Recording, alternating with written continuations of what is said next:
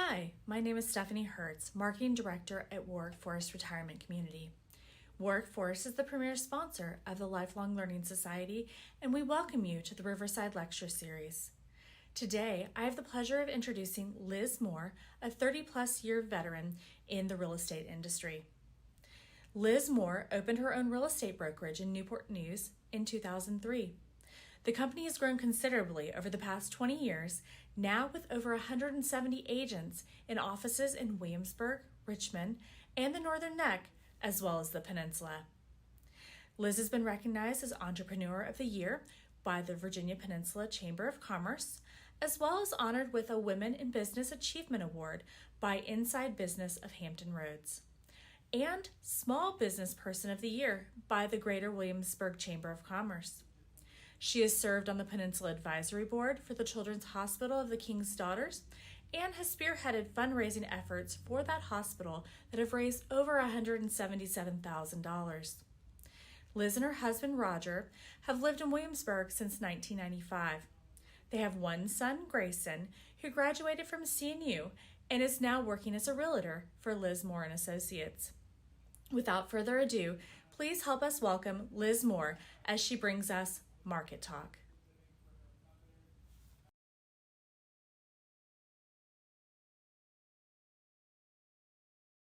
Okay, welcome everybody.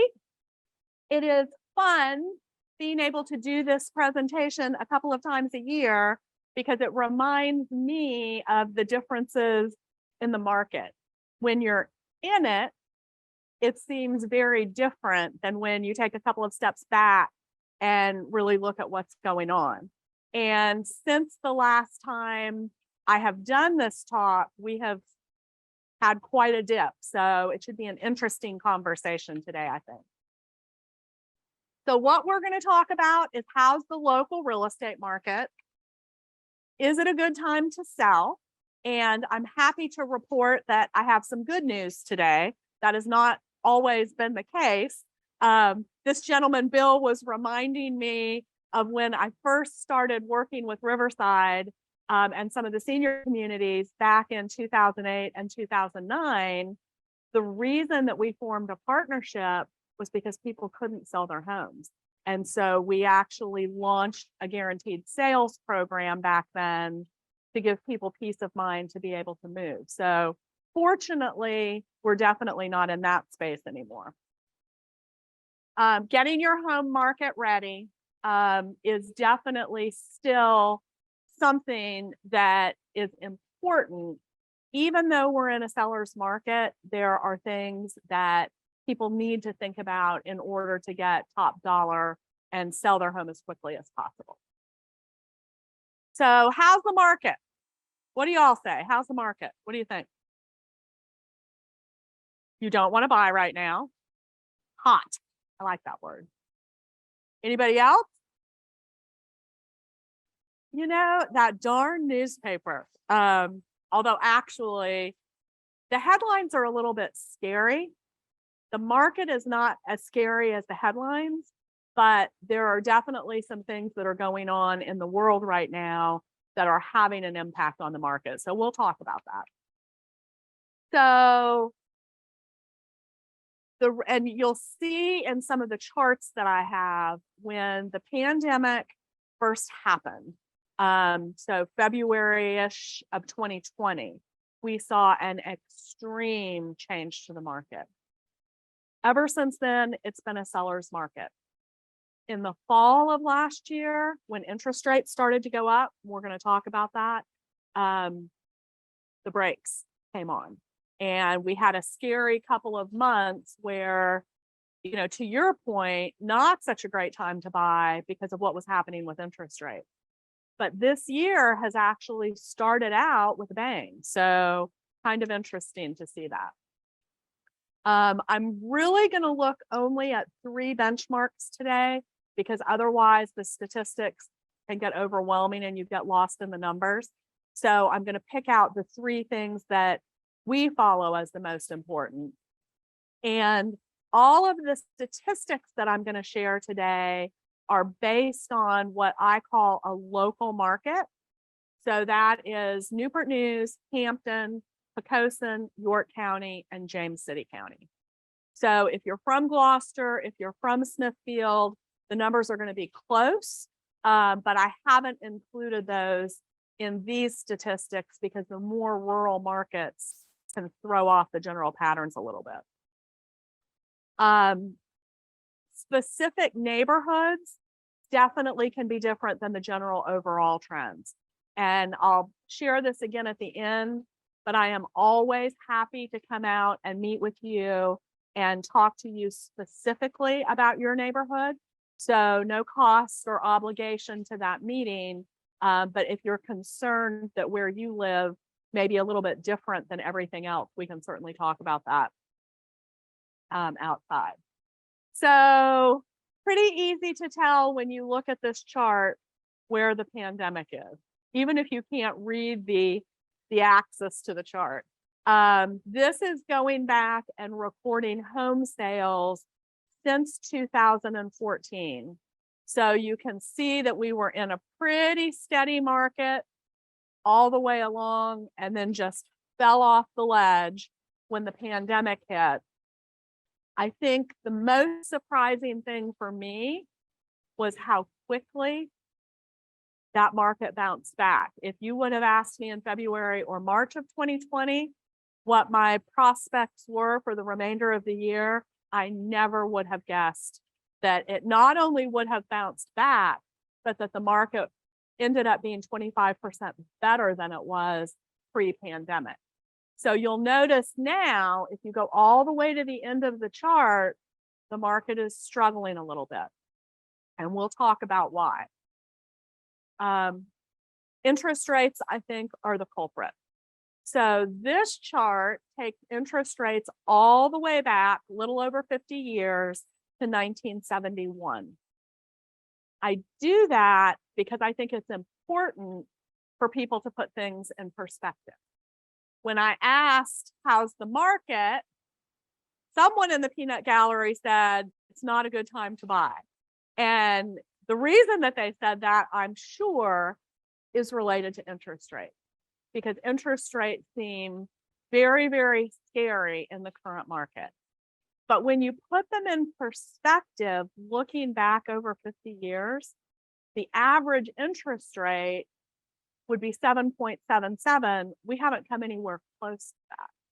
So it really is a matter of context. It's just interest rates have been so low for so long, and people have gotten used to that. When I bought my first house, or actually my second house in 1987, interest rates were around 14%. And I didn't know any better. But when you look at the difference for someone now who has a payment that's based on a 2.5% or a 3% interest rate, it's a big difference. So I think this chart is, back to my peanut gallery, this is exactly why people, buyers in particular, have been afraid of the market. So if you go back to the beginning of the pandemic, the average monthly mortgage payment was $1,020. By the time we got to toward the end of 2022, that payment had doubled to almost $2,000. So that is a lot of payment shock for a buyer out there. And it's easy for me to say, okay, we haven't even hit the average of the last 50 years, but to a buyer who's seen their expenses double, that is a big deal. So during the same period, the final quarter of 2022, we saw a lot of buyers say, I'm out. I'm just not, I'm going to wait and see what happens. So that has definitely impacted the market.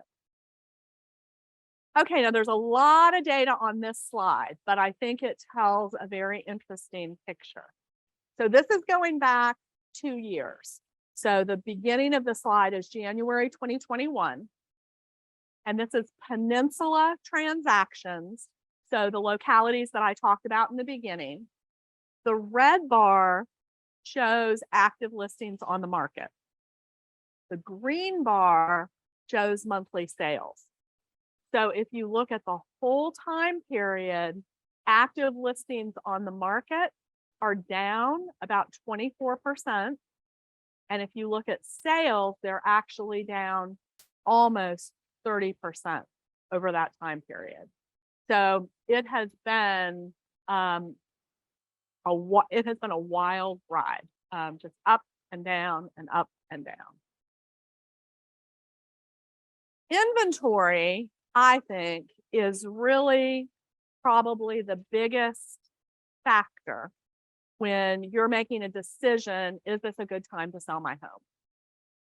This shows you the month's supply of inventory over time. And what that number is it takes all of the active listings, so what's for sale today in a snapshot, divided by the average number of houses that go under contract every month. So in essence, what it's telling us is if the market were stopped, how many months would it take to eat up the inventory that's out there? Can anybody tell me what a balanced market is? How many months of inventory? 6. So somewhere between 5 and 6 months is a balanced market. This chart goes all the way back to 2011, and you'll see it's showing almost 10 months of inventory. If the chart went back to 2008, 2009, when we first hit the Great Recession, there were some neighborhoods that had 24 months of inventory, 2 years worth of inventory. So those were people that were not very happy because they weren't going anyplace anytime soon. So Bill, that's back when I made the arrangement with Riverside to start the guaranteed sale program, because people were just afraid that they wouldn't be able to sell their house. Now, the good news is, even back then, we never had to buy a house. It was easy enough to market. You just had to take a little bit longer back in those days. Now, what you'll notice is as you come down to the pandemic, the month supply of inventory, actually, we were measuring in weeks and not months. So less than 1 month of inventory. But it's bounced back up. So the supply demand equation, when those buyers came out of the market because of the interest rates, the month supply of inventory has swung back up.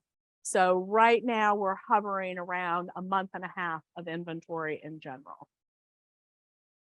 So that picture is national. This picture is the peninsula. And so this is looking back over the last 2 years, and you can see the trend, even taking into account the seasonality, that there's more listings on the market. So that's definitely a good thing. Okay, price, which is generally speaking what people are the most interested in. So what is my house worth? You'll see, and this may be hard to see, but you'll see the median price sold over 2 years in those 5 cities collectively is about $254,000. And if you look back, prices were hovering just under that in 2021. When we got into 2022, we were all out bidding wars, and people were willing to, if there were multiple buyers for one house, people were just trying to outbid the person in front of them. You can see the peak of this really was in May, June, July of 2022. Then those prices have started to come down a little bit. I do think it's important though, and this is an example of when you say the headlines are pretty scary. So there's headlines that say prices are crashing. Well, what that really means is prices are not increasing at the same pace that they were during the really hottest period of the market. But that doesn't mean that homeowners are losing value. And that's where I get aggravated with the media, because they try and sensationalize these headlines, and it gives people the wrong idea about what's really happening. Prices increased in this market 22% over the last 2 years. That's crazy. And it's not sustainable. So if houses are only going to appreciate 4% this year, that means we're back to normal, but it doesn't mean you've lost crazy value. It just means we're not in the same real estate environment that we were in during the pandemic. That makes sense? Okay, this report is a whole lot of data. I'm going to explain it to you, and then if you would like me to email it to you, I'm happy to do that so that you can really study it. This is a report that my company started generating in the beginning of the pandemic. And what we look at is each individual price band in bands of $100,000. And we look at how many sales there are in that price band, and then how many of those sales went, the seller got over their asking price, under their asking price, or at their asking price. What that tells us is the percentage of listings that are selling over asking. That means we had multiple offers, because you're not going to come in if my house is for sale and if I'm asking $300,000, you're not going to say, okay, Liz, I'll pay you $310,000. You're only going to do that if she has also said she's going to make an offer on my house and you say, well, I really want it. So if she's going to pay $310,000, then maybe I'll pay $311,000. And that's how these bidding wars start. So this over asking, under asking report tells us how much of that is going on in the market. This is January of this year. And what you'll see is that 22% of all sales in January went over asking. So we were still seeing 1 in 4 sales with multiple offers, but that's way down from 2022. In 2022, most sales had multiple offers. Another 30% are actually selling under asking, and then almost 50% are selling right at full price. So that's still good news for sellers. This is a little bit easier, I think, to grasp the same data. So the blue chart is showing you the over asking, the red line is under asking, and the gray line is at asking. So you can see in the peak of the frenzy in 2022, almost 70% of our sales were selling over asking price. And now that number is down to about 1 in 4, 1 in 5. So is it a good time to sell? There's really 2 reasons that I believe it is. The first is the inventory situation. We just don't have a lot to sell.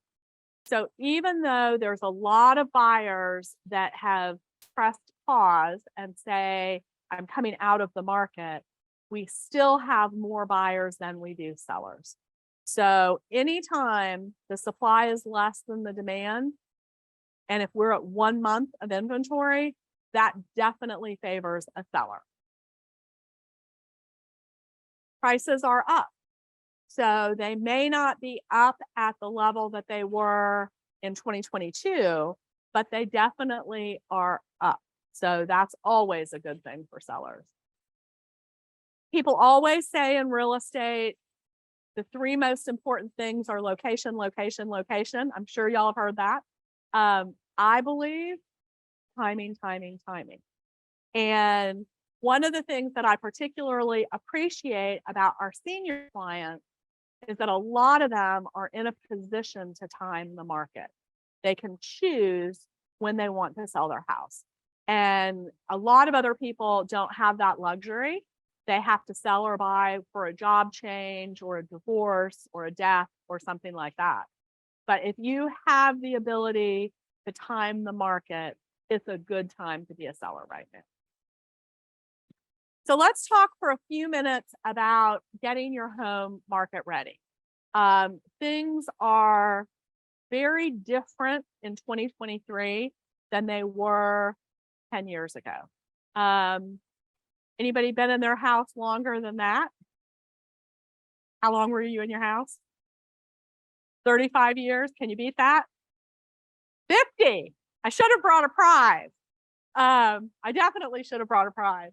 So things are very different than they were when you bought your house. And sometimes it's a little bit of culture shock for folks in terms of how different the whole process is. And the biggest reason for that, so I've owned my company for 20 years now. So I'm going to go back a mere 20 years to when I first launched Liz Moore and Associates. Our biggest form of advertising, houses, was what? Not then, not 20 years ago. It was the newspaper. And it was, do y'all remember those Homes magazines? Homes magazines and newspapers was where we did all of our marketing of property. Now, you're exactly right. Everything is online. Well, that's all the difference in the world, because when I had your listing 20 years ago and an interested buyer was looking at it in the paper, they had to call me to see it. So if you had Harvest Gold appliances and avocado green carpeting, which were the things in the day, I could overcome those objections because I would have the people in my car to come show your house. But how the real estate world has changed is now all of those photographs are online, and that buyer is literally going to walk through your house virtually before they ever call me. So if they see things like Harvest Gold appliances or avocado green sculptured carpet, chances are they're just going to move on to the next listing. They're not going to even give us the opportunity. And so that's one of the reasons that getting your house market ready, neutralizing, getting the stuff out, that's why those things are so important. Photography is absolutely essential. So for those of you who've been in houses that long, there's another thing that you tend to accumulate. Stuff. That's exactly right. And it may all have its place in your home, but it's going to make it challenging for me coming in as a new buyer to see myself living there. It's not uncommon for me to visit a prospective client and the whole wall going up the stairs is family photographs. People will get stuck looking at your family photograph and they're not looking at what we call the bones of the house, or the trim and the fireplace and the hardwood floors, the things that are actually going to sell your house.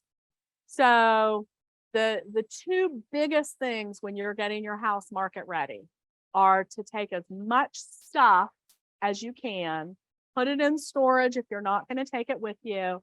My stager has got a great mantra. She says, pack it now or pack it later. Because if you're moving, at some point you're going to have to pack it. So you may as well get on top of that and start that process.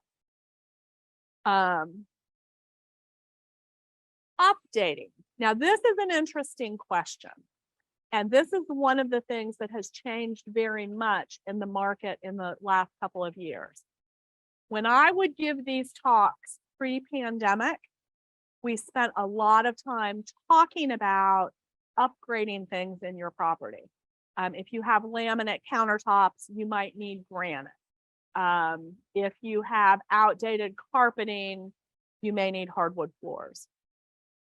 The market now is so imbalanced, favoring sellers, that buyers are going to overlook things that they wouldn't have overlooked in 2018 and 2019. And so that's a good thing for you as a seller, because projects that you would have had before, you won't have now. However, there are still things like taking down wallpaper and neutralizing colors, painting a good beige, that I do think will pay off for sellers by getting them higher dollar and hopefully getting them multiple offers. So one program that my company offers, we call it Update Now and Pay Later. The company will advance you money to paint or do countertops or flooring, and then you can pay us back when it sells and closes, so that you don't have to front the money to do that. We just believe that's going to make a big impact on the return that you'll be able to get from your property. What to expect from your realtor. Regardless of whether you hire my company or another real estate company out there, when you're interviewing agents, you should expect a detailed marketing strategy. They should be able to tell you exactly where they're going to market your property. And even if you're not as tech savvy and online savvy as you may like to be, the majority of that marketing strategy in 2023 should be online. So the agent ought to be well-versed in talking about that. I think it's important to choose an agent who's got a track record of experience. And so asking your friends and neighbors who they've used in the past and getting referral recommendations is a great way to choose a real estate agent. You also want them to communicate with you regularly. I'm a believer in over communication. So I want my agents to call their clients once a week, whether they've got something to tell them or not, just because I think it's important that you always know where things stand. And a good agent should have a lot of references from happy clients. And just a little tip on that. And really, this isn't just true for real estate agents, it's true for any professional you're hiring. Don't ask them to just give you references. Ask them to give you their last 3 clients. Because that way they're not cherry picking people that they knew had a good experience with them, but you're going to get a recent story about what that consumer experience was like. So where do I start? If you're thinking about selling, and I actually did a presentation at Patriot Colony a couple of weeks ago and was sitting next to a couple who said, we've been on the list at Patriot Colony for 3 years and we think we're getting close. And I said, well, how close is close? And they said, well, we're probably about 2 years out. Believe it or not, that is not too soon. Beginning this process a couple of years before you're thinking about moving is probably ideal. That will help you to time the market. That will help you take your time with the whole process of moving. So we have a program at my company called No Surprises. What the No Surprises program is we do an upfront appraisal on your property to determine what value is. So back in the day when we were doing the guaranteed sale with Riverside, that appraisal would actually set the benchmark for property value. Today, we really just use it for information, because if you're going to get multiple offers on your house and that's going to drive the price up, we need to know how much cash that buyer has got if they're going to have to pay over an appraised value. So it really is just knowledge is power. In addition to doing an upfront appraisal, we also do an upfront home inspection. And the purpose of that is, if you've been living in your house a long time, you probably work around things. And there may be maintenance things that you've put off and you haven't really worried about. Putting your house on the market is the time to look at all those things.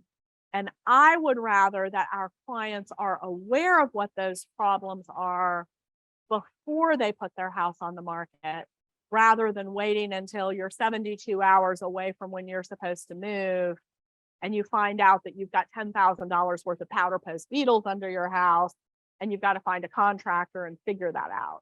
So we're big believers in ferreting out all that information well in advance of when you need it. So I generally recommend that you give us a call.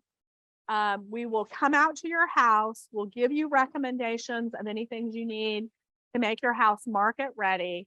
We'll give you a pricing range of what we think we could get for the house and how long we think it would take to sell it. And all of those things, we do that service at no charge and no obligation. So it's just kind of a good idea to get an equity checkup. Question. Great question. So if you didn't hear that, the question was, what do I think about putting a house on the market as is? In 2019, I would have told you that was a big mistake because we were in a balanced market. Now we're in a seller's market. So depending on where your house is, if you're in a popular neighborhood and there's not a lot of competition, you may be able to get away with putting your house on the market as is. The only downside to that is you're going to eliminate those buyers that don't want to put any work into it. And so you're dropping your chances of potentially getting multiple offers. And multiple offers are what's going to bid that price up. So if the things that you need are paint and carpet and easily accomplished things, I'm probably going to recommend that you do it. And you can use our Update Now, Pay Later program so that you don't have to take cash out of pocket to do it, but it still is going to pay you back in the end.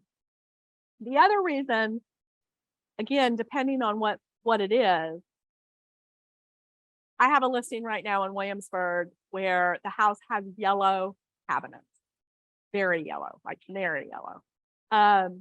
They're a little much, and a buyer will come into that house and assume they've got to remodel the kitchen. And so they think this is going to cost me $50,000 to fix. Whereas I could hire a good painter, paint those cabinets white for probably $3,000 or $4,000 and give an entirely different look to the house.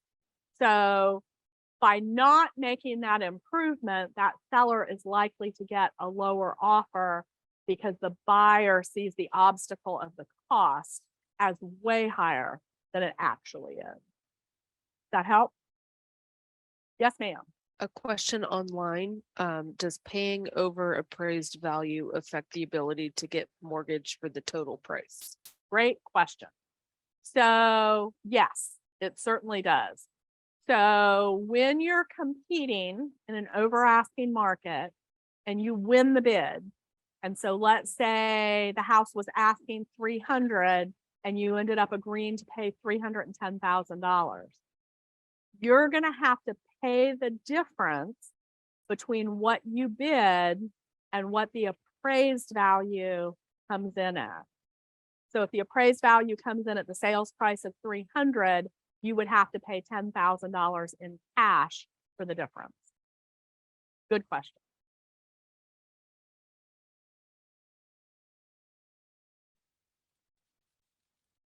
Is it common for a realty company to do an inspection and an appraisal upfront? No. So when we opened our company, our No Surprises program was sort of our thing. We did it as a marketing campaign and it served us very, very well over the years. So typically as a seller, you would be responsible for paying if you wanted a pre-listing appraisal or pre-listing home inspection. But with Liz Moore and Associates, that's part of our service. Thank you for asking that. That's a very awesome thing.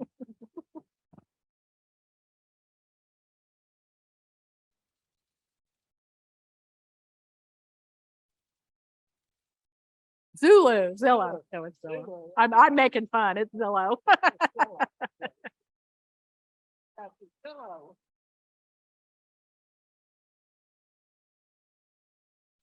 Okay, now I feel like I planted you in the front row to ask all the perfect questions. So everybody has an assessment. The assessment is their tax assessment. Here's the problem with an assessment. Who remembers the last time a tax assessor was in your house? Okay, that surprises me because generally assessors drive by. And if you think about it, there's one tax assessor in every locality. So I can't even tell you off the top of my head what the population of Newport News is compared to having a very small tax assessor department. But what they generally do is they adjust their assessment when a property transfers. So for those of you who've been in your house 35 years, 50 years, your assessment is going to be low. It just will be. So real estate agents put very, very little stock in tax assessment. The other problem with tax assessment is, let's say you bought your house brand new and then you finished a room over the garage or you added a screen porch. Hopefully you got a permit for that. And if you did, it would be reflected at the city. But if for some reason you didn't, the assessor doesn't even know of any improvements that have been made to that house since you bought it. If you remodeled a kitchen, you could spend $70,000 on a kitchen remodel and the assessor's office doesn't know it. So that's why we don't trust the assessor. Even worse is Zillow. Zillow has, and I'm biased, so I'll give you my disclaimer first. Zillow thinks a computer can price a house, which of course, if I thought that, I wouldn't be doing what I'm doing. But how Zillow does it is they take your assessment, then they take the average price per square foot in your neighborhood, then they take how many times around the sun you've been. I'm joking. But they pick all these algorithms and they do this magician thing and they spit out a price. Usually they're not even close to accurate. If you go to Zillow's site, I live in Williamsburg. If you go to Zillow's site, they will tell you that their accuracy factor in Williamsburg is off 14%. 14%. That is a huge number. Tens of thousands of dollars for a typical seller. So you don't want to rely on the assessment. You don't want to rely on the estimate. A third thing that some people will have is a recent appraisal. The reason most people have it though, is because they've refinanced their house. And so they got an appraisal in order to establish the value that they wanted to borrow for the refinance. There's a difference, although there shouldn't be, there's a difference between a refinance appraisal and a regular mortgage appraisal, because the risk to the bank is much greater on a regular mortgage appraisal. If you've been paying your house payment for 10 years and you just want to refinance to drop your payment, the mortgage company isn't worried you're going to stop making the payment. So oftentimes those appraisals are just quick drive-by appraisals and they're not done with a lot of deep adjustment. So for those reasons, I think it's worth getting an appraisal. You don't have to disclose it if you don't want it, if you don't want to. And there are certainly times in this market where we'll recommend that a seller price above appraisal. So I don't think it puts a lid on you. The home inspection, on the other hand, we are required by our industry to disclose problems with the house. And so sometimes I'll have people ask me, well, maybe I shouldn't get a home inspection because I don't want anybody to know. Well, the buyer is probably going to get a home inspection. Chances are those things are going to come out. And I just feel like you're much better served by us having the opportunity to get contractors in there, to get multiple estimates, to take our time making repairs, rather than the moving truck is in your driveway, the cat is in your arms, and your spouse is yelling in your ear, come on, honey. Because at that point, if you find out you have a problem, you're probably just going to throw money at it. And that's never a good question. Yes, sir.